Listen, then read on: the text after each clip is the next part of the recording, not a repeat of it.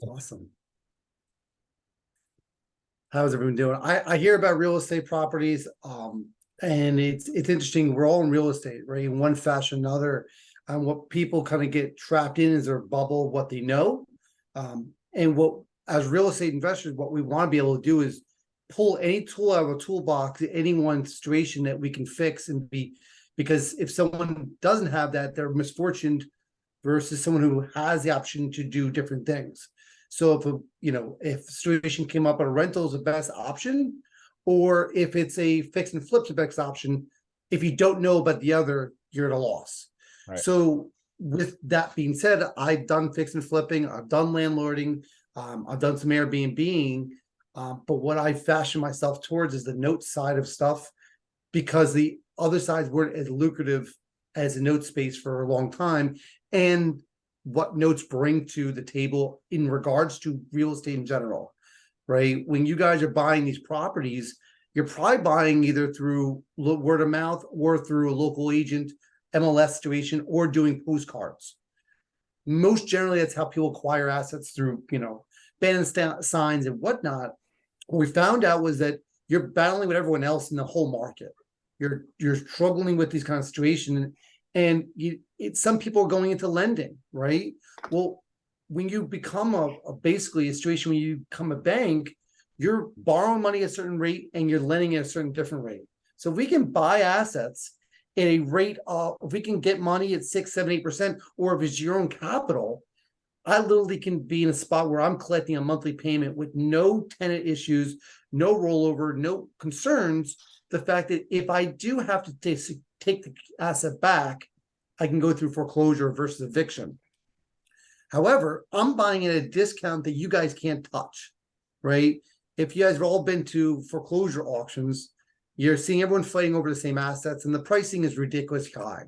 I don't know what it is locally, but I know out here, I was amazed to see things selling at over 90% of values. It's just ridiculous, the auction steps. So in that kind of fashion, we're up the river from that, right? So we're the ones selling at 90% when you guys are buying at 90.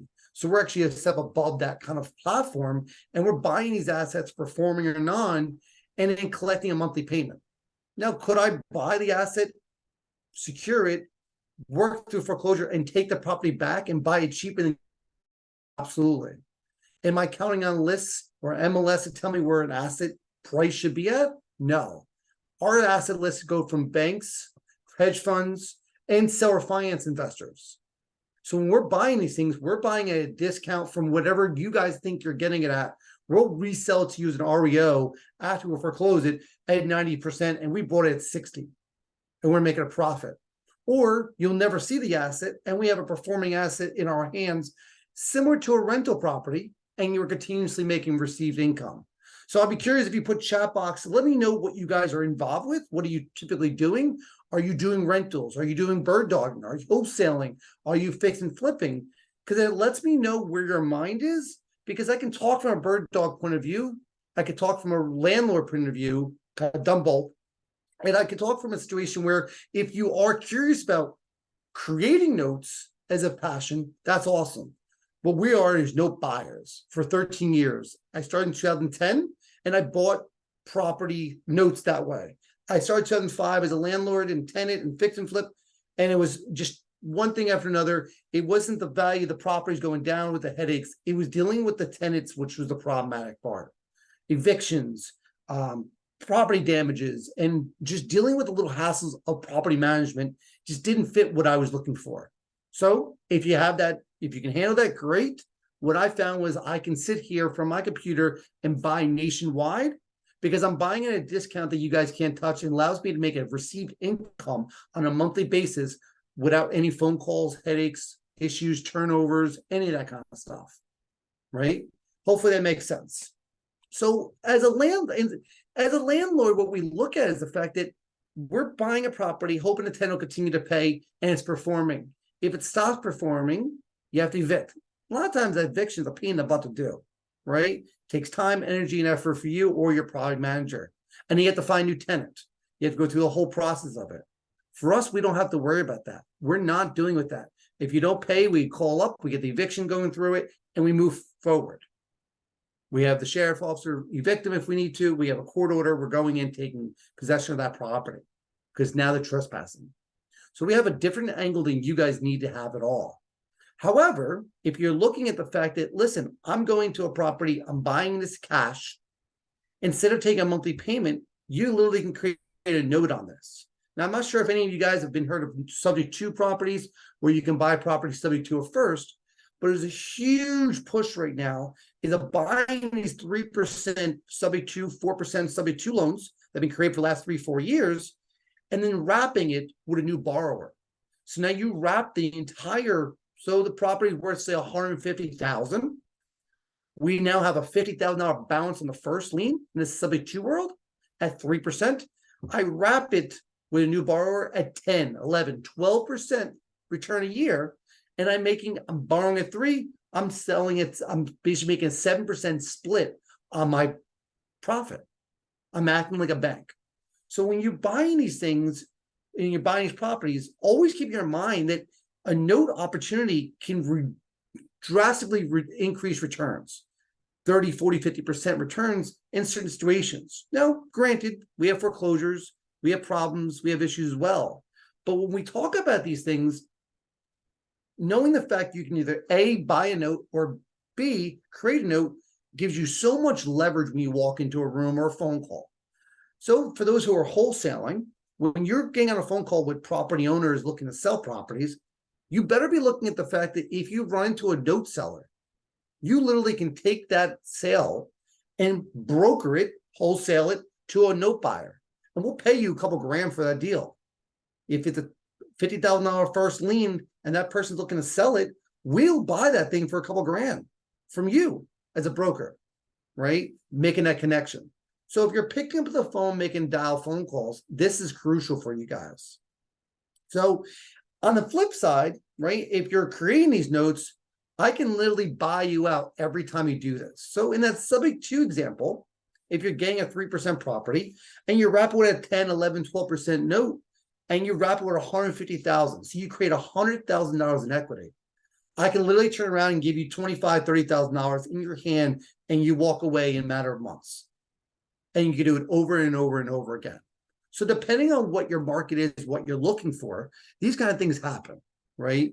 So when you're doing bird methods, Nick said he's doing, you can literally, with micro lending, it's awesome. So you're doing micro lending in your self-directed IRA.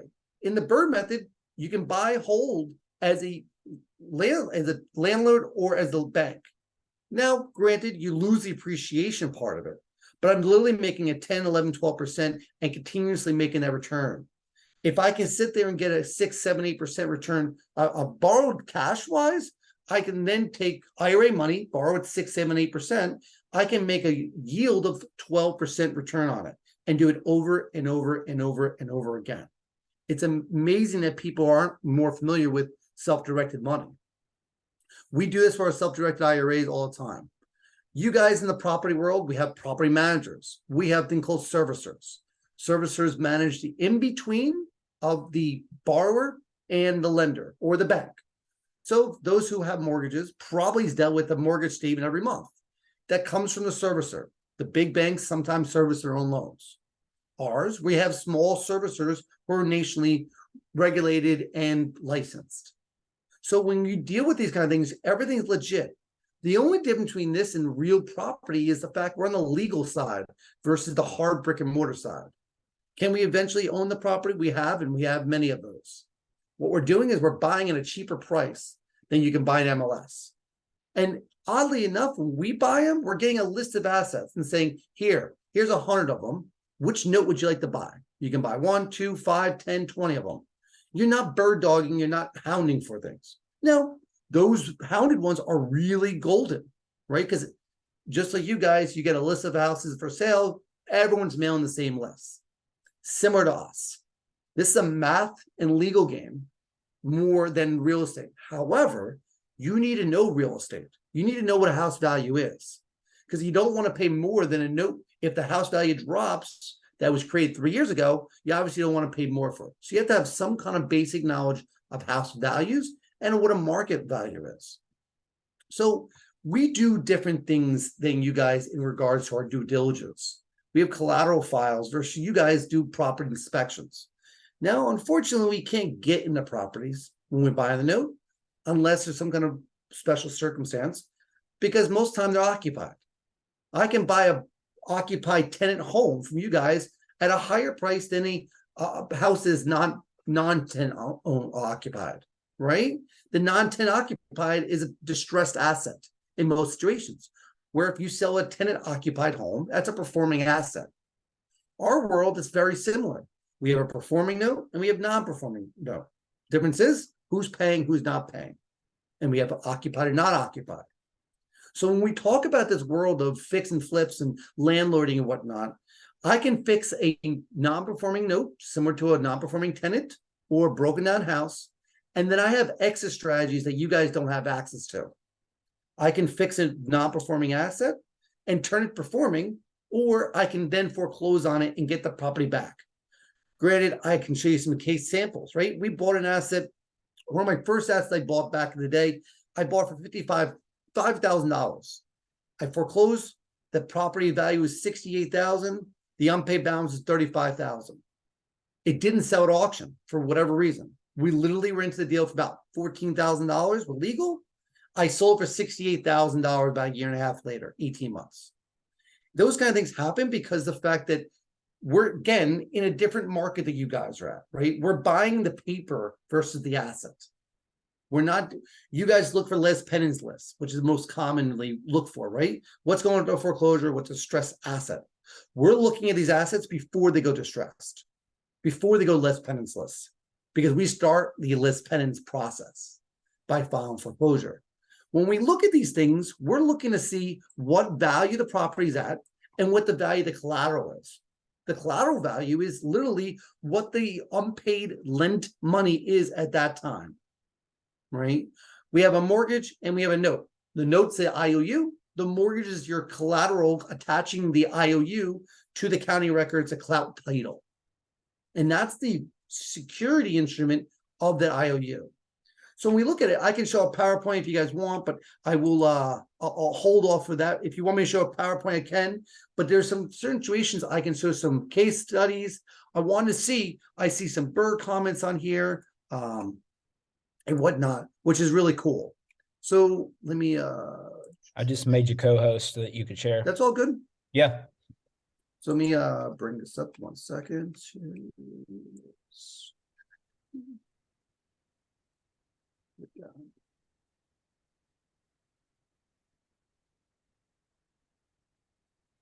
Bring this up. Okay.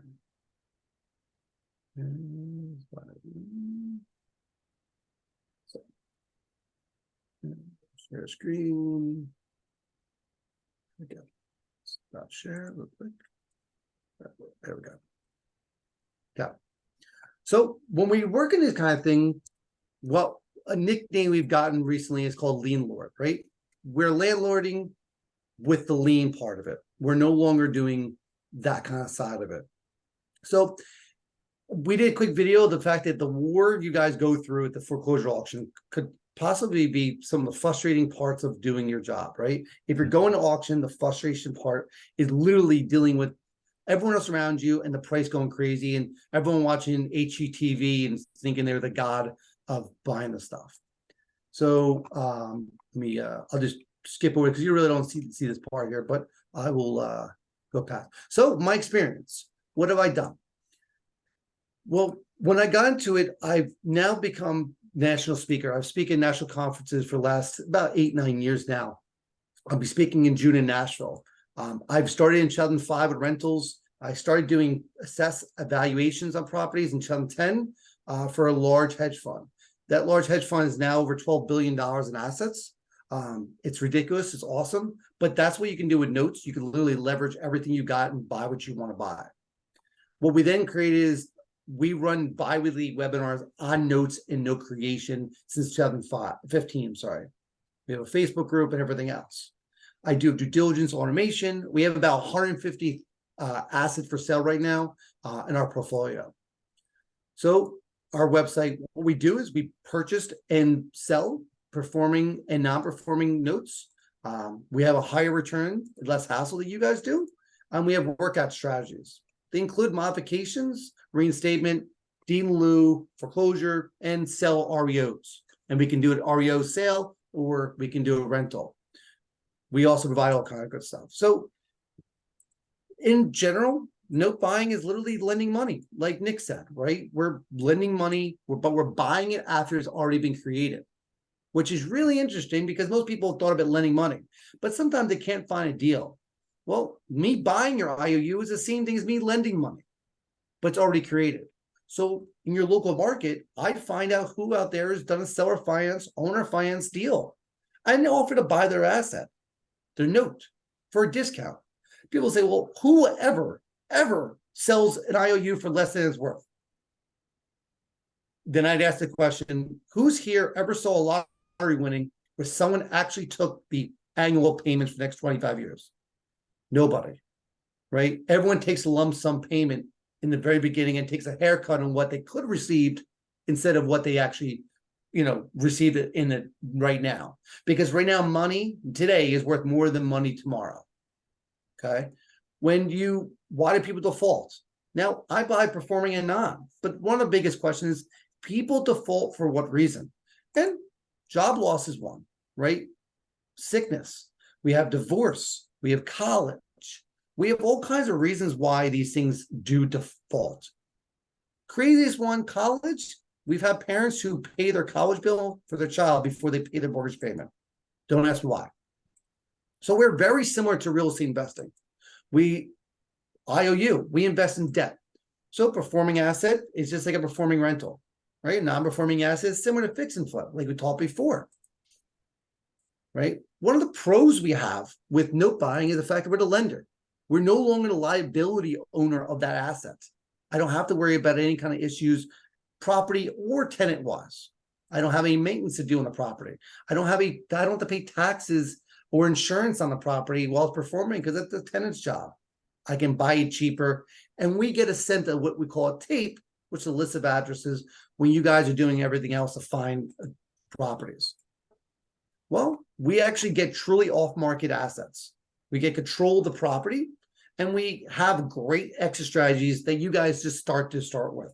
But we also get the flip side of it. We have passive income without any kind of headaches. Now, we have some cons. We have loss depreciation on our income tax. We don't get the appreciation of the house value. And I can't see inside the property in most situations for these assets before I buy them. We're geared more toward legal than anything else, and debt license is required in certain states. So why is this good for fix and flipping landlords? Well, if you bought your house with cash, you can create the note. Don't sell it, right? You can, if you bought it and you bought it with cash to do a fix and flip, why don't you just create a note and put a borrower in place and make 10, 12, 13% of the money? And then you could sell that note to us and then do it again over and over again. We become your bank, right? So if you bought it with cash, you then go ahead and want to sell it. You have a borrower in place. You write a note at 12%. We cash you out and you move on. As long as you have equity in a position, you're going to make a ton of money on us. And you can do this as many times as you want. Why? We're going for a return. We're borrowing money at X. We're basically giving it to you for Y. We make a difference. You make a spread when you go to sell it. Let's say your LTV is 65, 70, 75, 80, whatever you're at. We're golden. If you can get an asset cheap enough and make a situation where we can then buy you out. And most of the time when you're doing owner financing, you're going to get a higher than market price. Why? They can't get money. These borrowers out there can't get money from a bank for whatever regulations they're struggling with. Maybe the fact that no docs, maybe their credit limit's too low. Maybe their debt to income is a little too low for the bank regulations. But you get a Dodd-Frank where they are actually able to do a little higher as a private investor. Right. What we suggest you doing if you are creating a note is do an 80-20 note. What that does is that you can sell either or both notes, or you can sell one and then hold the other one for cash flow. You can get all your money out, or you can literally, if you can sell the whole 80 and get all your money out and hold a 20% note and get residual income for the next 30 years at 10, 12, 13% return a year. Great. If you have a debt, what if you wrap that first lien? Well, you become the bank and wrap that first lien with the wrap borrower. And then we buy that new created note from you so you can go do it again and again and again. If you're bird dogging, get paid and sell the note. If you're talking to owner finance sellers, think about the fact you can wrap it and then sell the note, or you can broker that note directly to me or any note buyer out there, and we'll buy the note and give you a broker fee. We talk about what makes a note valuable. For those people who are creating notes, why is a note valuable? Well, biggest things are the higher interest rate. The higher the interest rate, the more attractive a note is to us. The more you're going to get for it, right? Less discount, lower term. The lower the term, if it's a year, better than 30 years. Think about, again, it's time value of money. How fast do I get my money out of it? Originate correctly. If you are originating notes on an owner finance level or seller finance and that borrower is occupied, you need to follow Dodd-Frank regulations, right? This is RMLO and underwritten correctly based on Dodd-Frank. You need to have a licensed RMLO, residential mortgage loan originator, and an underwriter to make sure that the loan is created in the fact that there is a ability to repay part of it, that the borrower can't be fighting later that the loan was something that they couldn't afford. Seasoning. How long is performing? It's like buying a rental property and the tenant's been there for a month. Is that worth more or less than a borrower, that tenant that's been there for 6 months or a year? You're showing some kind of seasoning on it. So if you want to get started and stuff, right, you can put money and get things working. You can also watch a lot of our webinars in the past and then get into situations where our podcast webinars can help you kind of go through it. We do have some education programs, we have an advanced program, and we have some one-on-one situations, right? But I would say to get started, we have a link here for like note investing. Just boom, you can go there, you can see what level. There's resources, blogs, all kinds of stuff that we do in our Facebook group and whatnot. So we do have a contact information, but I want to go through it real quickly. Let me see if I can grab you guys a copy of some of the returns, like some case studies for you guys and see what it looks like. Give me 1 second. Any questions while I'm digging this up for you guys at all? No, quietness. That's a rarity. I got a question. Yeah, go for it. I've got a contract out on like 10 doors, 9 properties Okay. right now through a partnership, but there are a few of these properties that we're considering not keeping necessarily. Okay.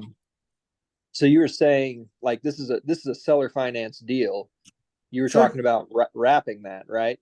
Mm-hmm. Can you go into more detail on how that would work whenever you've got a first position lien from a seller? Sure. And Sure. you're trying to pass that along to somebody else. So what you can do is a seller finance, if the subject to is typically when the borrower is someone other than yourself, right? Now you could do it where the fact that you can wrap it, if you are the borrower on it, you could still do it, right? But what you're doing is putting a new tenant in there and then putting it in there and making a second and third lien on it. So the first position is still there, right? You're just going to make payment from the second and third lien to pay the first. So we have lender 1, right? And we have borrower 1, which sounds like it'd be you. Is that correct? Correct. Yeah. Okay. You then let's use some real numbers here to make it easier for us. Our real estate investors, we like numbers. So we're looking at that let's say this is $100 grand for round numbers, but you can sell for $300 grand, right? I can then wrap that situation for $300,000. And then I can now make that, if that seller finance is at, say, I don't know what's that, maybe 6%, I can wrap the equity plus original at 10, 11, right? And now I'm making from a 6 to 11, but not on 100, but on a 300,000, right? So let me bring it up real quick. This may be easier.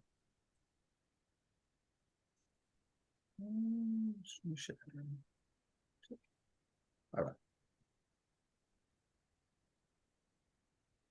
Yeah, hopefully you guys are spreadsheet or visual learners because that's how I learn my best. So if we have a subject to property, right? As we get up here. And we have a subject to, and we have a property. Does it still load? No. All right. Can you guys see the screen? Yes. All right, cool. So you have your lender one, right? And then let's say that balance is 100,000 and they're going to give it to you at 6%. And then you have your borrower, which is you.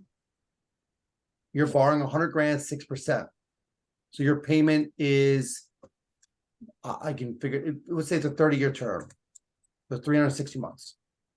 So let's figure that out real quick. We either find your calculator, figure out term, rate, all that good stuff, and we go from there. So while that's bringing that up, so we're going to borrow this money and we're going to make a payment amount.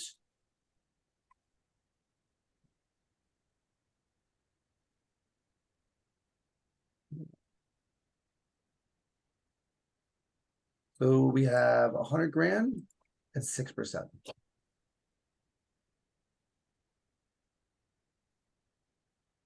Come on, there we go. Origination. And we need to figure out payment amount. All right.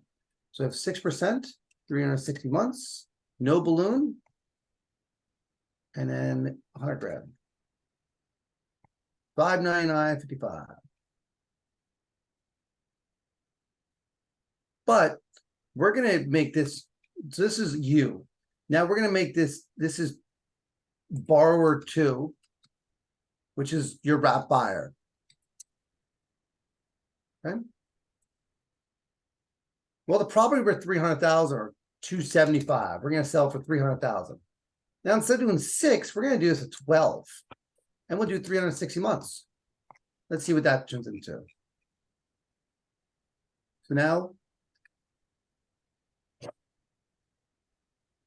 11 or 12. We'll do 11.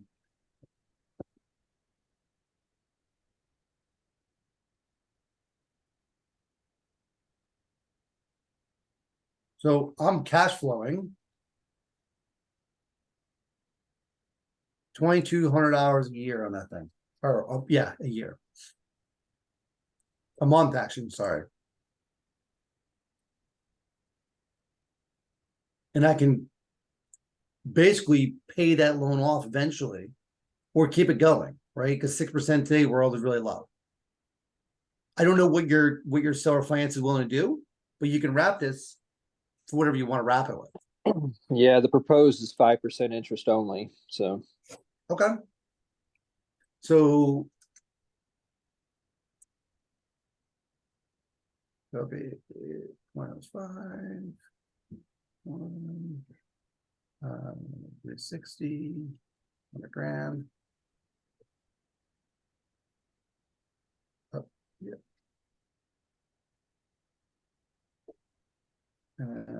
Oops.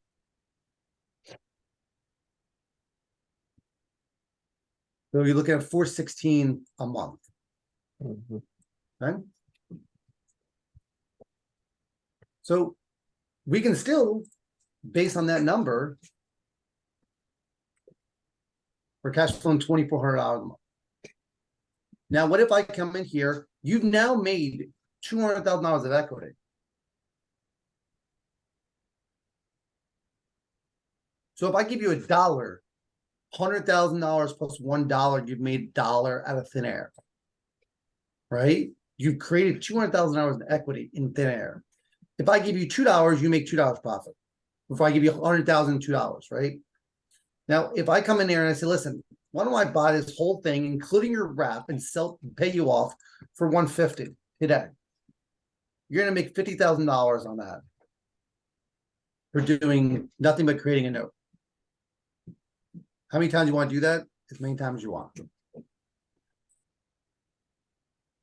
That makes sense? Yeah. Right. Now, let's just curiosity. I want to buy it. Let's see what my return is on that. So calculate my return. So I'm gonna buy it for 150,000. Just curiosity how close I was on this. And then it was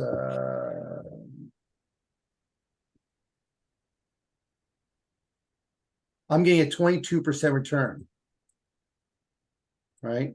Which in your world, you're literally gonna get a on your money, let's say you're gonna make $50,000 on this purchase.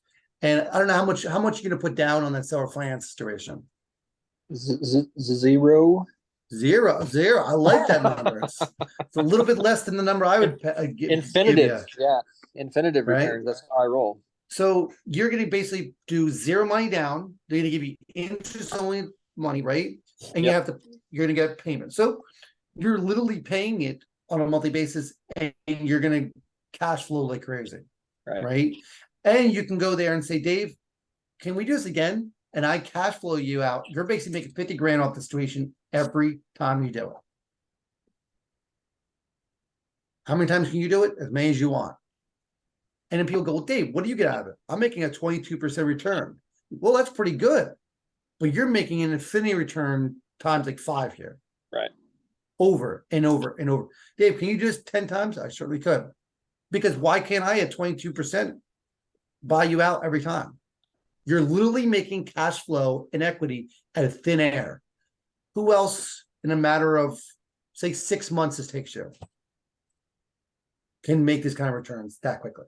Right? Now, could you sell it? You could, right? But at the same time, could you hold this thing as long as you want? Absolutely. And what's your return on holding it? Right? You're literally cash flowing $2,400 a month over and over again, paying that payment.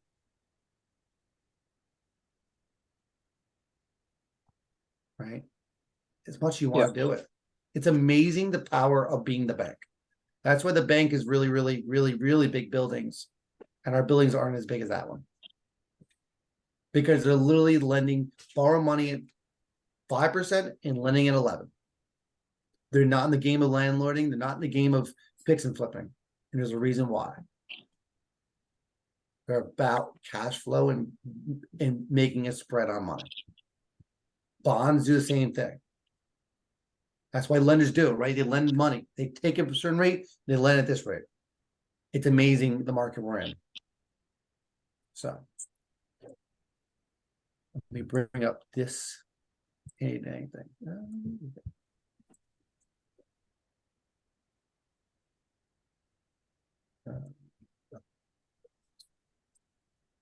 So here's some examples of buying a note, right?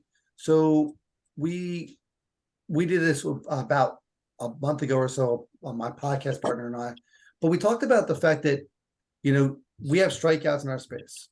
There's insurance policies that we don't know about that really we learn about as we go through these things. This deal was a couple of years ago. We had bought an asset. There was some insurance thing. There was insurance on property, but the insurance was wrong. But I'm going to show you the numbers. So yeah, we bought a property knowing there was water damage inside of it, and we lost money. We lost 41% on this deal. And then here's a grounder that I had. I bought a performing note, which is basically a performing rental. We took it. The borrower passed away. We keep getting reinstatements when a borrower stops paying. You can modify, you can foreclose, or reinstate. Those 3 things. This place, they actually reinstate. They've done it twice. So we purchased it for $17,000. The UPB is 22. There's been 2 foreclosures. We made around an 8.5% return on this deal. $5,000 profit. Right? And performers can default.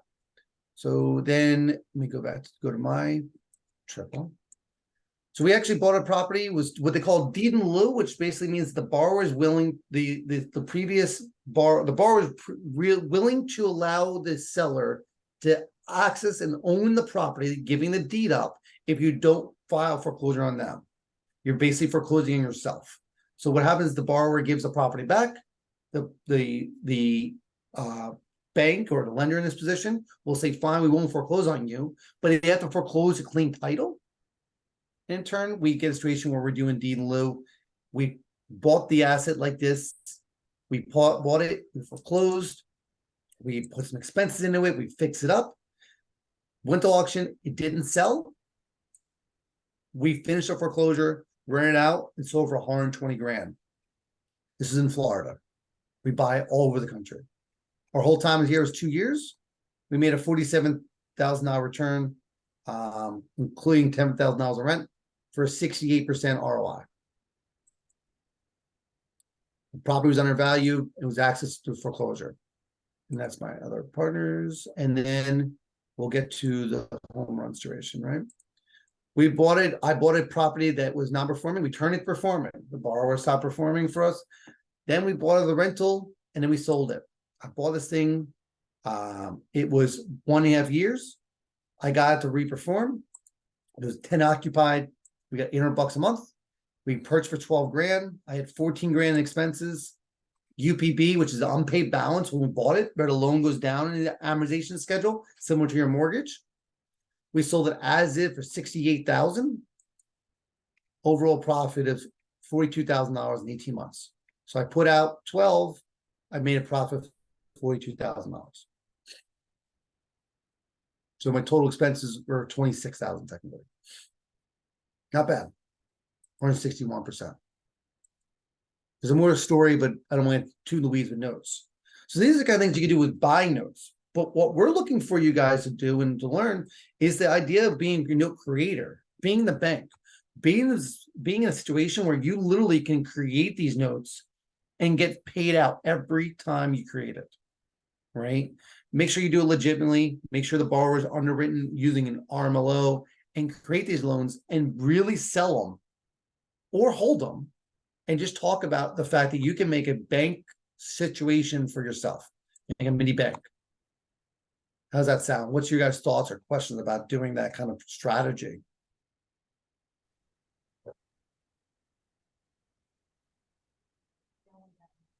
Good job. Hold. Nick, what was your thoughts about doing it owner finance and holding the asset? What kind of excitement or maybe some reserves you have on it?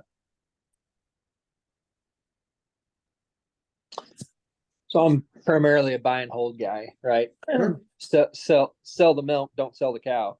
Yes. That's kind of my main thinking, I guess. So I don't know.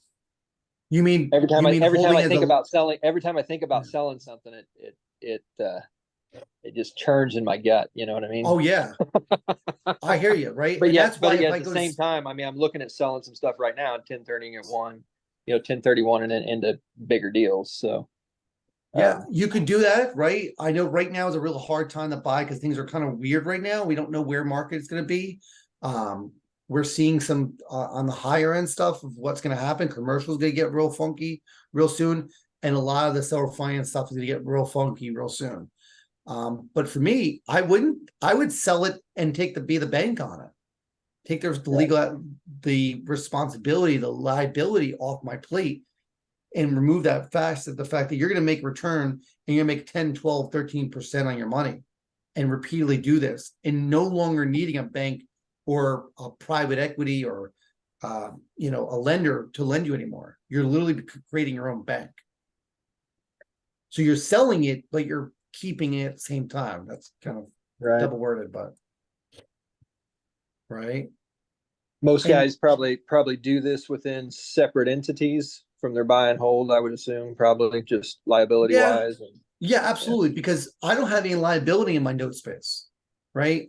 Once what we'll do is if it goes REO, then we'll convert it over, right? Move that liability over. But while I own the note, my only liability is if the note's not created correctly, or if I have a lawsuit from a borrower on something, and that's usually a legal thing that kind of works itself out. I don't have a liability on notes.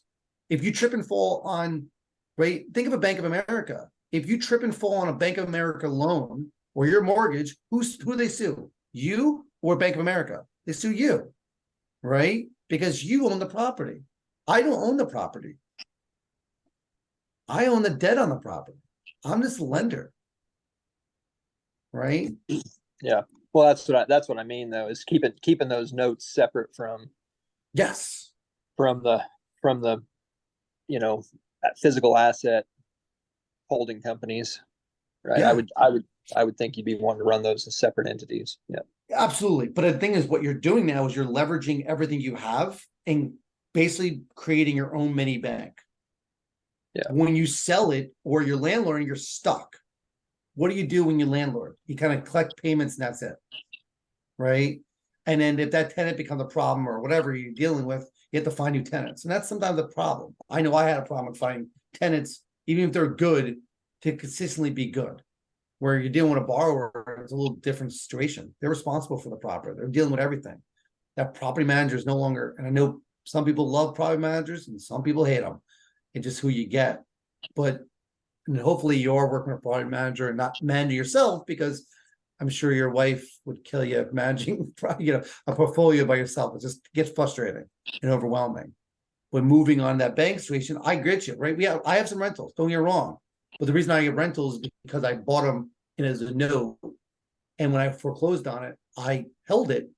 And we literally bought in a situation where we're infinity return right now. So at infinity return, I'm not really worried about what's going to happen, right? Every dime I collect now is golden. How's that? What are the concerns you guys have with the idea of creating a note or creating a facet of it? Or what pros do you guys see as a note owner? Taxes and depreciation is another thing I'm thinking of. Absolutely. Not a real big way of kicking that tax can down the road on notes, where you can with physical assets. Absolutely. And then also all the depreciation that you can count back on it. It's much more like an active income rather than a passive income. But yes. Yeah. Oh yeah, absolutely. And I get the fact that, I'm honest, right? So the tax litigations are right there, right? I can't do anything about that part of it. There are some moves you can make and everything else. But my thing is, if I'm making double the return otherwise, even if I had the write-offs, I'm still making more money in the note space versus I don't want to do something just for the tax write-off. If the tax write-off still supersedes my note return, then I'll do the rental and hold the note. But when a situation where if I can buy at 50% of value as a note and hold it, the return I'm making is more, I'll pay the tax and still make a better return. So it's the net return versus including your taxable liability. Yeah, but with a good burst strategy, you keep the asset and make the money. Yeah, 100%. You know what I mean? So yeah, 100%. And I agree. I'm just very concerned right now with holding assets at this moment. I know a lot of our things are going cash because of what we're seeing moving forward. We don't know what the market's going to be like. We don't think it'll be like 06 or 07, but it just seems like something is happening. I don't know how about you guys in your neck of the woods, but we're seeing, talking to Florida, talking to Texas. I was on a master call today with people who were creating about 1,500 notes a year and own a bunch of portfolios. And they're like, we don't know what's going to happen, right? It just feels kind of weird. So it's very weary about having those assets, and we don't know what the equities are going to go to. In both sides, notes and landlording. I'm not saying it's just one or the other, right? But I agree with you. I think but I want you guys to get the idea of in your toolbox, if something comes up and says, hey, I'm an owner finance this asset, the borrower's not paying me, I can't stand this, is killing me. And you say they're owing, the borrower owes 100 grand and he's listen, I'll sell to you for 20 grand. If you have a mentality of only landlording or only doing one thing, you're going to say, well, I can't help you. What I'm suggesting is, holy crap, I can buy this $100,000 IOU for 20 grand, foreclose on them, and get the property at 20% of value or whatever the percentage of value is, right? Having that extra tool in your toolbox and being aware of it could be an avenue to open that conversation. Right? It's all about that idea of having that tool, understanding what it is as a wholesaler. So we're doing this nationwide. We're buying assets left and right. And right now we're averaging around 18% return a year. Yeah, no, I think that's definitely a great tool. Especially if it's in an area where you're getting more leads than you can take down in yourself anyway. That's definitely probably a good additional exit strategy, right? Yeah, absolutely. Yeah. Especially if you guys are getting them and you're bird dogging and you come across it, either you can broker it over to us or you can buy it yourself. I mean, at 20% of UPB at 100 grand, if the property worth say 80, you're looking probably close to a 45% return It was a Yeah. 30-year, 7-8% return. So it's a sweet, sweet return, right? It's just something. Hey, Yeah, hey, David, I'm sorry. I didn't mean to interrupt you. I that's thought all good. you're winding down there. Hey, just for the fun of it, just to ask this, just because, you've been in that Yeah. space, you'd mentioned, kind of not knowing where the market's at right now and talking about Yep. having money in assets, because none of us know. And I'm not a big, the Nope. sky's falling kind of guy anyway. So I'm at peace regardless either way. But just for the fun of it, I guess I had it backwards in my mind. I felt like, let's say things go a little haywire in the near future, or the extended future. I was thinking hard assets were the place to be, not in cash, because everybody's so scared of what's going to happen to the dollar. But do I have that backwards, or what did you mean by that? From our experience, right now we're cashing out, right?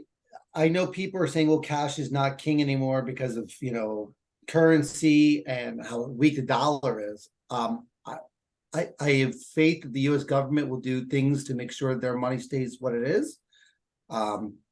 I'm not saying they're smart with what they do, but I'm saying is that as a country, I don't see them allowing it to change over. Like, I heard someone speak the other day, like the fact that we have so much debt with other countries, are we going to be owned by Japan in the next couple of years, or China? I don't think that's going to be allowed to happen. So even though our US dollar has never been that strong, if you look back 2 decades now, their money is a lot stronger than ours. But US currency is still the landmark peak of all currencies, which doesn't make any mathematical sense, because we're not the strongest. So I don't think they're going to allow it. So in that kind of mindset, if you go cash and things crumble, you're going to be able to buy things on sale, similar to what you could have done in 2008, 2009, 2010. We're buying it 25, 30 cents on a dollar back then. So if you have cash ready to go, back then, I wish I had the money I had today. If I was living today back then, I would have cashed on everything I own. Because you're buying at 65, 70, 80 cents. If you can turn around and buy it 25, 30. So you're 40 okay. I see what you're cents saying. So you're just trying to get yourself in a liquid position to position yourself for what could go crazy in like maybe not, you said like an 08 situation, but you're just doing this as a way to be able to position yourself for what's probably going to come and get a little crazy soon. Okay. Yeah, absolutely. Life goes clothes shopping. Oh, there's a bunch of clearance items. Well, if you have no cash and everything's hard items, you can't do anything with it, right? If you're getting say a 15% return, but things hit the fan, you're now going to be able to buy a 30% return. Why not? Okay. What are you looking to buy on sale? What are your thoughts? I'm just asking your opinion on this. Of smaller guys like me that, I only got 12 properties right now. It's not going to hurt me to stay in a buy and hold situation if things go a little crazy, right? It depends, right? I mean, I know I won't be able to go buy new, but is it going to hurt me? Because I'm going to dip in value maybe, but then I presume they're riding tenants. way back up. They're all tenants occupied, and the tenants are going to continue to pay. We're assuming. Sure. Right. If they default, right, now you get to bring new tenants in, and you don't know what kind of tenants and if people are getting laid off. I hate to be doom and gloom. I'm not that personality either. No. I know. I like to be. But the reality is that if the property value drops 20%, because I would hope that everyone agrees that property values are really high right now. I don't think they're going to drop like they did 06. I think we're in a new market with inflation the way it is. I don't see them dropping. But I know my primary residence went up 45% in the last 3 years. How ridiculous is that? It makes no sense. So common sense is it's going to drop. I don't think it's going to spiral, but something just doesn't add up. Yes. Yeah. Correct is a good word for it. So if it corrects, but you bought yesterday at a high price, if your LTV is 80, 85, and the thing corrects 30%, you're in the water. Sure. Now, if the tenant keeps paying, you're fine. Now, the question is, would you buy it today or would you buy it when it corrects? Well, if you're all cash or all hard assets, you can't buy it tomorrow. And you can't sell it tomorrow, but then you're going to take a loss. Okay. I'm going to we only have 5 minutes left, and I shouldn't be doing it at this point because usually we're starting to wind down here, but I'm going to throw a fun curveball at everybody just to get your thoughts on it. Let's say you have a pretty good chunk, 50% of my wealth is in my 401k. Are you keeping your money today, starting today, what you think is coming in the future? You keeping your money in 401k? What are you doing with it? So I would definitely see if you can get in a self-directed IRA, right? I'd get it over there if you can, if you're not in the company still. But if you're in a company situation, you're getting a match, keep it riding because you're getting free matching money.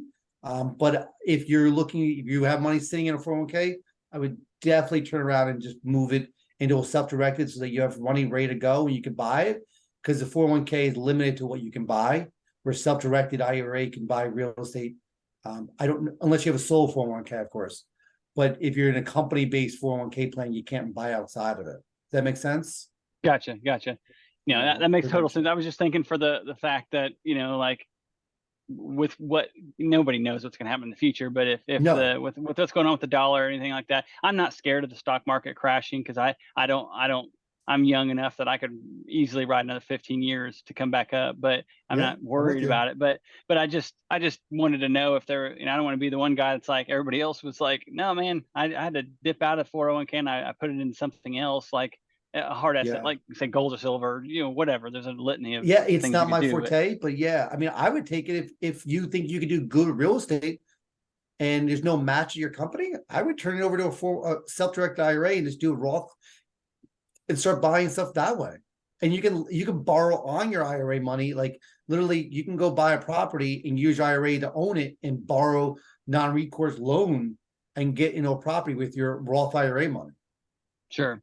Okay. And thank you for your insight on that. No I just problem. wanted to throw a little fun curveball in here. I like it. I enjoy it.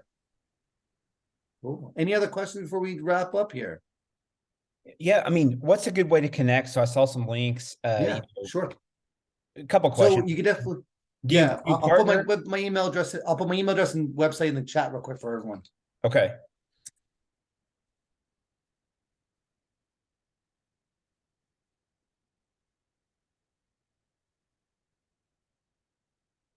Perfect. And then do you look to partner or like we don't partner too often. So, we can help out. We have some training things. We be careful with partnering because of SEC regulations. Okay.